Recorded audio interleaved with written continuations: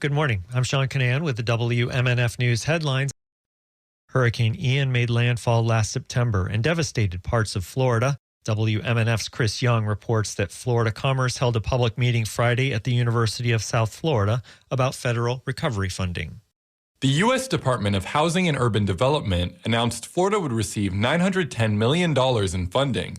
The funding goes towards 20 counties in Florida, including Hillsborough and Pinellas. Justin Domer is the director of the Office of Long-Term Resiliency at Florida Commerce. CDBG-DR funds are intended to be the last resort for addressing unmet needs for any and all, or after any and all FEMA and provided insurance funding is exhausted. So you go through your FEMA funding, your private insurance, if you have that, and then our funds from HUD kick in.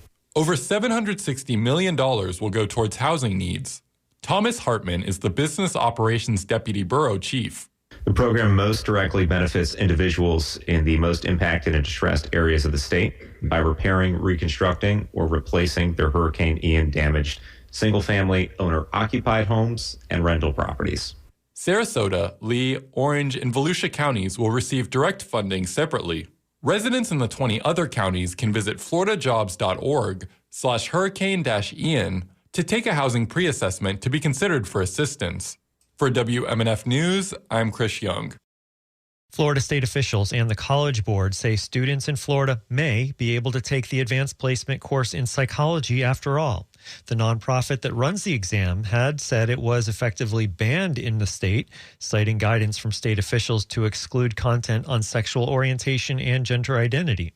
But in a letter to Florida superintendents, State Education Commissioner Manny Diaz Jr. said the state believed the psychology course could be taught in its entirety.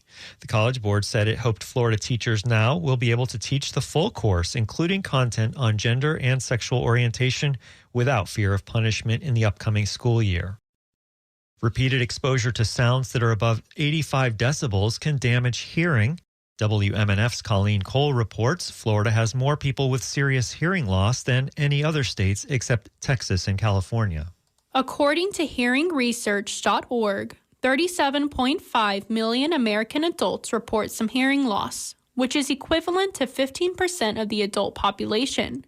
Hearingresearch.org studied which U.S. states have the highest number of people living with serious hearing loss. They did that using data from the U.S. Census Bureau in the 2023 Annual Disability Statistics Collection. Florida was number 3 with 810,000 people living with serious hearing loss. Of the top 5 most populous states, Florida is the only one with more than 3.7% of its population with serious hearing loss. According to the National Institute on Deafness and Other Communication Disorders, some signs of noise-induced hearing loss include sounds that may become distorted or muffled, finding it hard to understand other people when they are talking, or having to turn up the volume on the television. Sounds that are likely to cause hearing loss include long or repeated exposure to concerts, loud headphones, and motorcycles. For WMNF News, I'm Colleen Cole in Tampa.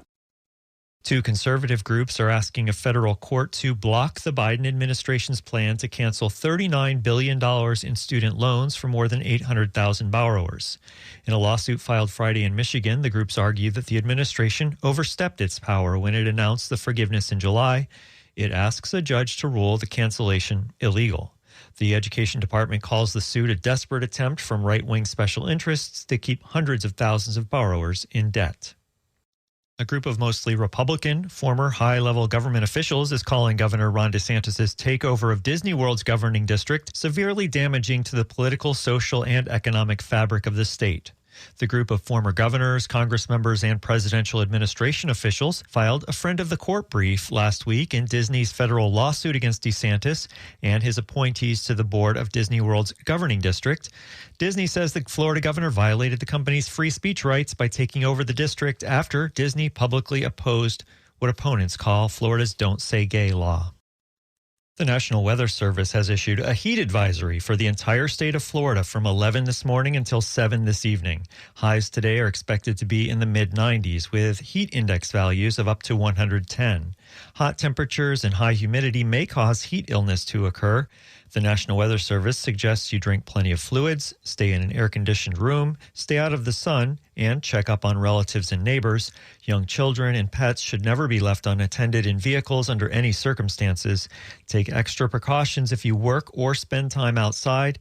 When possible, reschedule strenuous activities to early morning or evening. Know the signs and symptoms of heat exhaustion and heat stroke. A thunderstorm or two is possible this afternoon. Tonight, expect overnight lows near 80. Tomorrow, partly cloudy and hot again with stray shower or thunderstorm possible. Highs tomorrow in the mid-90s. I'm Sean Canan with the WMNF News headlines on 88.5 FM and WMNF.org. This is The Scoop, recorded at WMNF Tampa.